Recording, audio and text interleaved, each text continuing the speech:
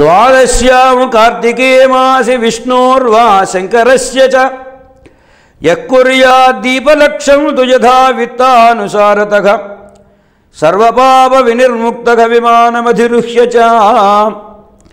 అంతేకాదు కార్తీక మాసంలో ద్వాదశి తిథి రోజున విష్ణు ఆలయానికి కానీ శివాలయానికి కానీ వెళ్ళాలి. ఇక్కడ మనం జాగ్రత్తగా గమనించవలసినటువంటిది, విష్ణు ఆలయానికి వెళితే పుణ్యం ఎక్కువ వస్తుంది, శివాలయానికి వెళితే పుణ్యం తగ్గిపోతుంది అనుకోక్కర్లేదు. శివాలయానికి వెళితే బాగా ఎక్కువ పుణ్యం వస్తుంది, విష్ణువాలయానికి వెళితే పుణ్యం తగ్గిపోతుంది అనుకోనక్కర్లేదు. ఏదో ఒక ఆలయానికి మనకు సమీపంలో మనకు అందుబాటులో ఉన్న దేవాలయానికి వెళ్ళి ఆ దేవాలయంలో ఎవరైతే 1,00,000 దీపములను అర్చనం చేస్తారో, స్వామికి సమర్పణం చేస్తారో అటువంటి వాళ్ళు సమస్త పాపబంధముల నుండి కూడా విముక్తులై దివ్యమైనటువంటి విమానాన్ని అధిష్ఠించి దేవతలందరూ కూడా దివ్యస్తోత్రాలు చేస్తూ ఉండగా వైకుంఠలోకానికి చేరుతారు సుమ. అందువలన శివకేశవ అభేదంతో 1,00,000 దీపార్చనం చేయడం. ఇవాళ ఈ 1,00,000 దీపాలు కూడా చాలా వ్యాపారమయమైనవి. ఎందువల్లంటే వెనకటి రోజుల్లో ఆషాఢమాసంలో ప్రారంభించి దారంలాగా ఒత్తి తీసుకొని 3 పోగులో 5 పోగులో చేసుకొని కార్తీక మాసం నాటికి 1,00,000 వృత్తులు తయారు చేసి పెట్టుకునేవాళ్ళు. ఆ 1,00,000 వృత్తులను వరుసని ప్రమిదలలో వేసి వెలిగించేవాళ్ళు.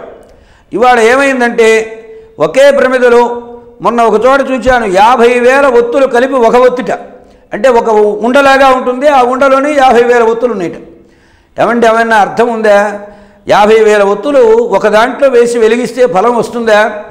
50,000 ఒత్తులను విడివిడిగా వేసి వెలిగిస్తే వచ్చేటువంటి పుణ్యం ఒకచోట అగ్గిపుల్ల గీసి వెలిగించినంత మాత్రం చేత పొందగలమా? మానవుణ్ణి నిర్లక్ష్యము పాడు చేస్తుంది, దురాశ పాడు చేస్తుంది. మనం నిర్లక్ష్యాన్ని సోమరితనాన్ని వదిలించుకొని ఆసక్తిని పెంచుకొని భగవంతుని సేవలో ఎక్కువ సమయాన్ని వెచ్చించడం వలన వచ్చేటువంటి పుణ్యము సామాన్యమైనది కాదు. ధనం అనేది ఎంత ఎక్కువ ఖర్చు పెట్టావు, ఎంత తక్కువ ఖర్చు పెట్టావనే మాటలు భగవంతుడు ఎప్పుడూ కూడా చూడడు.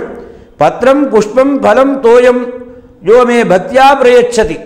హడావిడిగా పరిగెత్తుకో పోతూ చెప్పులు సగం కాళ్ళలో చెప్పులు విడిచి దండం పెట్టేసి పరిగెత్తుకోపోయే జనం చాలామంది ఉన్నారు ఇవాళ లోకల్లో.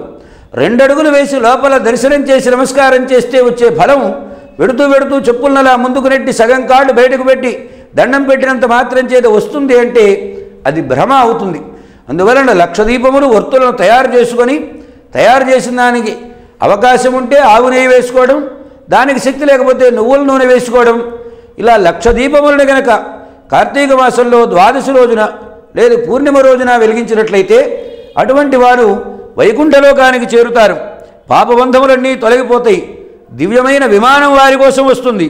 దేవతలు చుట్టూరా చేరి కరతాళ ధ్వనులు చేస్తూ జయ జయధ్వానాలు పలుకుతూ సర్వాభరణ భూషితులుగా అలంకరించి తీసుకుని పెడతారు. ఆ వైభవాన్ని మనం పొందాలి అంటే 1,00,000 దీపములను 1,00,000 దీపాలుగా వెలిగించడంలో ఔచిత్యం ఉన్నది. అందరూ కూడా శివకేశవ భేదరహితంగా 1,00,000 దీపార్చనం చేసి వారి జన్మలను ధన్యం చేసుకుందురుగాక.